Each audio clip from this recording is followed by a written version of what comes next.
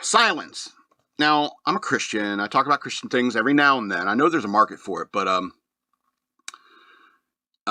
when I saw the people who were in this movie, I was like, oh, cool, Spider-Man, Kylo Ren, and Ra's al Ghul. There's some crazy crossover happening, you know. But no, I was very disappointed. It is not some sort of sci-fi epic crossover where Marvel, DC, and Star Wars universe comes together. No. It's about Jesuit priests who go to Japan in like this early 1700s, trying to bring Christianity to Japan. And it'll shake your faith just watching the movie. I couldn't imagine what it was like to be one of these priests trying to bring Christianity to a nation as insular as Japan. Japan is the reason why it's so like romanticized in world culture, Japanese culture, is because of how insular and how they protected their culture from the rest of the world. That's why like samurais are cool, and that's why ninjas are cool. It's because Japan was like that. And if you remember, like during the 1400s, it was like 1500s or so, when the Portuguese discovered, quote unquote, Japan. They had they coming ashore. They got the cross in front of them. They got guns, muskets, and they come in there and they're like, "Oh, we got a bunch of stuff that we could sell you." And they're like, "We got silver really cheap." And they're like, "No way! Well, let's buy a bunch of that." But at the same time, they're leading with the cross. They're Christian.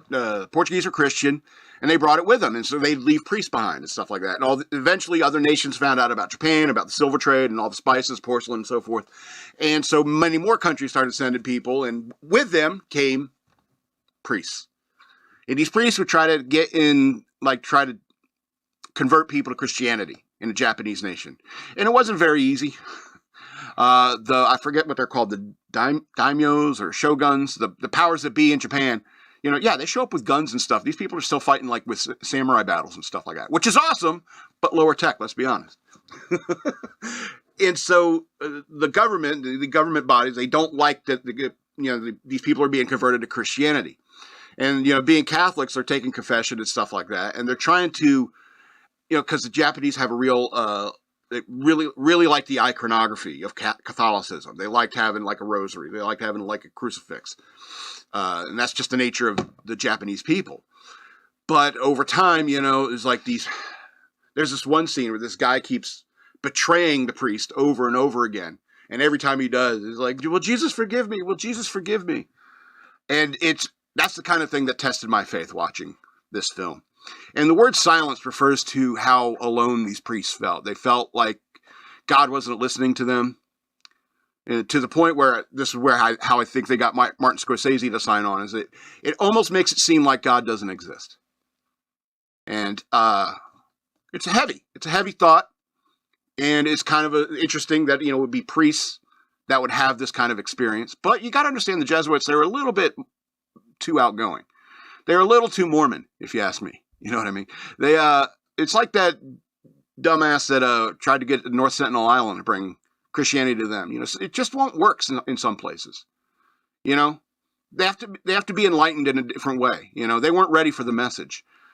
It could be argued that Japan is ready to hear the message today, but at the same time, some people just can't get it.